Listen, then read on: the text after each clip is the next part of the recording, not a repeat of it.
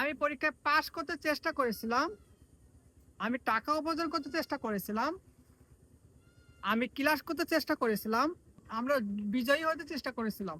So কোনো কিছু চেষ্টা করেছিলাম বলতে আমরা বলবো ট্রাই টু। কি বলবো? Try to. সো আমরা একটা এখানে স্ট্রাকচার ফলো করতে পারি। Than structure is that subject plus try to plus verb object extension. আপনি ট্রাই টুর পরে যদি একটা ভার্ব দিয়ে দেন তাহলে কিন্তু এটা হয়ে গেল, রাইট? আমি পরীক্ষায় পাস করতে চেষ্টা করেছিলাম, I try two pass in the exam, right? আমি খেতে চেষ্টা করেছিলাম, আই ট্রাই টু ইট। আমরা ইংরেজি শিখতে চেষ্টা করেছিলাম, we try to learn English. আমার বন্ধু প্রেমে পড়তে চেষ্টা করেছিল, my friend try to fall in love, right? So আমি যদি এখন বলি আমি দৌড়াতে চেষ্টা করেছিলাম, so it will be I try to run fast.